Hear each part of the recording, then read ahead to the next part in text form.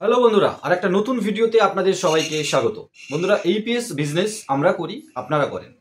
আর মার্কেটে যারা bank CSP লাইনে কাজ করছেন তাদের কাছে আধার এনেবল পেমেন্ট সিস্টেম পুরনো নয়, ডিএমটি মানি ট্রান্সফার পুরনো নয়, নতুন একটা technology UPI unified payment interface নতুন হলেও খুব স্পিডের সাথে কিন্তু এই DMT money transfer, IMPS, RTGS, NEFT এদের সাথে দৌড়ে কিন্তু অনেকটা এগিয়ে গেছে।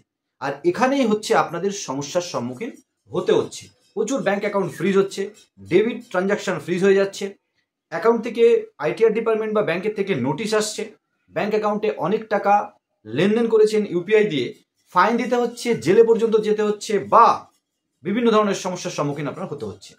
আর এখানে আমরা বিভিন্ন ভিডিওতে বলার চেষ্টা করি, সেভিংস অ্যাকাউন্টে সেটেলমেন্ট নেবেন না, ইউপিআই দিয়ে ডিএমটি মানি ট্রান্সফার করবেন না। তাহলে ইউপিআইটা কেন আলোচনা করব। সেভিংস অ্যাকাউন্টে যদি সেটেলমেন্ট না নেওয়া হয় কেন নেবেন না, অসুবিধাটা কোথায় আলোচনা করব কারেন্ট অ্যাকাউন্ট আপনার রয়েছে বিজনেস নামে, আপনি প্রোপাইটার, যেমনটা কমেন্টসে এসছে, আমরা স্ক্রিনশট দিয়ে দেওয়ার চেষ্টা করব। তাহলে সেই কারেন্ট অ্যাকাউন্টের আইটিআর ফাইল কি করে করব, বা কারেন্ট অ্যাকাউন্টের আইটিআর ফাইল কিভাবে করতে হয় আপনারা অনেকেই জানেন, আবার অনেকেই এটা জানেন না, বা আইটিআর ফাইলে কারেন্ট অ্যাকাউন্ট শো করান না। আজকের এই টোটাল ভিডিওটা স্কিপ না করে দেখুন, সমস্ত কোশ্চেনের উত্তর আজ দেওয়ার আমরা চেষ্টা করব। বন্ধুরা, আইএনডি টেকজন ইউটিউব চ্যানেলে প্রথমবার এসে থাকলে সাবস্ক্রাইব করে পাশে থাকুন, ভিডিওটা স্কিপ না করে দেখুন, ভালো লাগলে অবশ্যই লাইক আর শেয়ার করতে ভুলবেন না। চলুন টোটাল যে মেন টপিক সেখানে যাওয়া যাক। বন্ধুরা, সেভিংস অ্যাকাউন্ট আর কারেন্ট অ্যাকাউন্ট, আরও টাইপ অফ অ্যাকাউন্ট ব্যাংকে গেলে আপনি দেখতে পাবেন, আরও কিন্তু মেনলি সেভিংস অ্যাকাউন্ট আর কারেন্ট অ্যাকাউন্টই কিন্তু মেন ব্যাংক অ্যাকাউন্ট।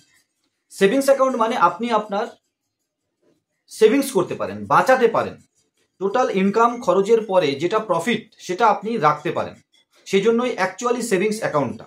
আর পার্সোনাল খরচের জন্য কারেন্ট অ্যাকাউন্টটা অ্যাকচুয়ালি বিজনেসের জন্য।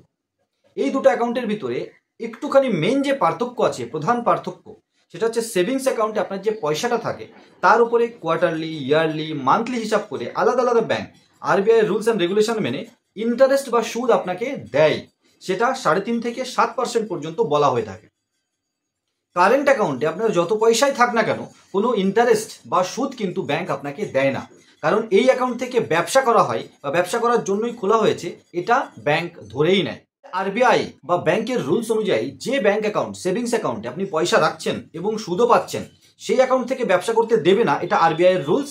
সেভিংস অ্যাকাউন্ট থেকে ব্যবসায়িক ট্রানজাকশন যেন না হয়, ফাইন হতে পারে, অ্যাকাউন্ট ফ্রিজ হতে পারে, জেলে পর্যন্ত যেতে হতে পারে।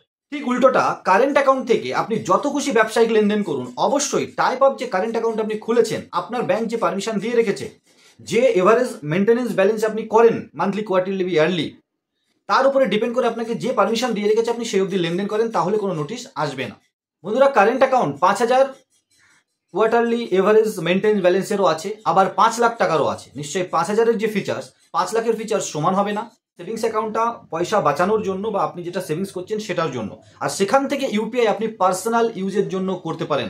আত্মীয় স্বজন, বন্ধু বান্ধব, সবজি কেনা, মুদিখানার দোকান, এইসব পেমেন্ট আপনি করতে পারেন আপনার পার্সোনাল ইউজের জন্য।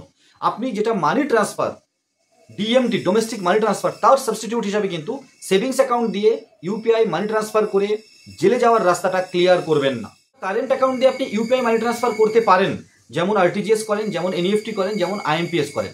কারণ আপনি ব্যবসা যখন করছেন, আপনার ব্যবসায়িক লেনদেনের টাকা আসবে, আবার আপনি যেখান থেকে জিনিস কিনে নিয়ে আসেন সেটা লাখ লাখ টাকা হতে পারে, আপনি কিন্তু মানি ট্রান্সফার করতে পারেন। আপনি আপনার মহাজনকে দেবেন, হোলসেলারকে দেবেন না, সেটা আইএমপিএস হোক, এনইএফটি হোক, ইউপিআই হোক, নো ইস্যু। কারণ ওই ব্যাংক কারেন্ট অ্যাকাউন্টটা খোলাই হয়েছে ব্যবসায়িক লেনদেনের জন্য, আপনি নেবেনও আবার দেবেনও।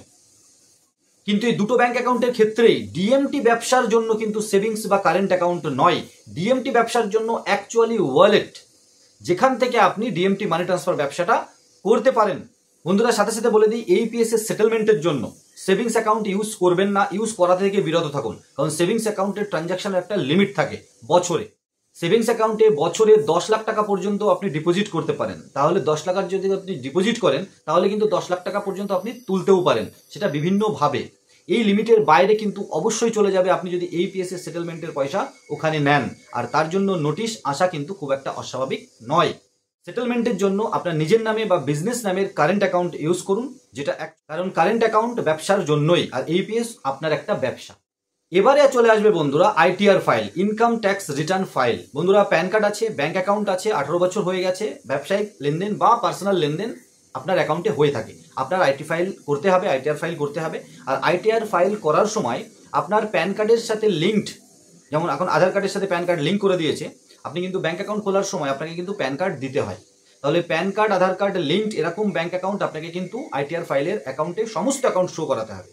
বন্ধুরা কারেন্ট অ্যাকাউন্টে আধার কার্ড লিঙ্ক হয় না, কিন্তু কারেন্ট অ্যাকাউন্টে প্যান কার্ড থাকে। আবার সেভিংস অ্যাকাউন্টে প্যান কার্ড আছে, আধার কার্ডও লিঙ্ক আছে।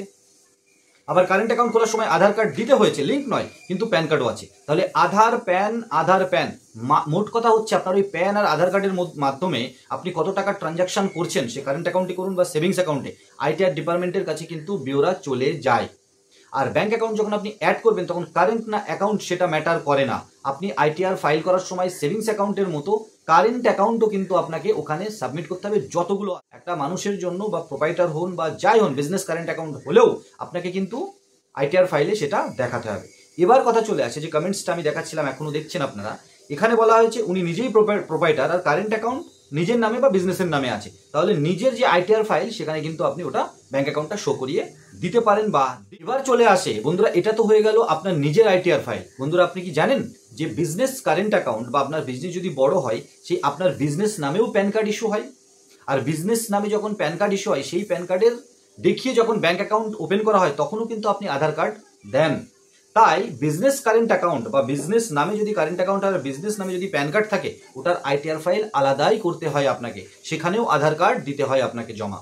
তাহলে আপনি পার্সোনাল যে আধার কার্ড প্যান কার্ড দিয়ে ব্যাংক অ্যাকাউন্ট কারেন্ট হোক বা সেভিংস হোক আইটিআর ফাইল করলেন, বা আপনি বিজনেস যে প্যান কার্ড আছে আপনার বিজনেস, বড় বিজনেস, সেখানেও কিন্তু আপনি আইটিআর ফাইল করলেন। এই টোটাল হিসাবটা কিন্তু আইটিআর ডিপার্টমেন্টকে আপনার দেওয়া উচিত।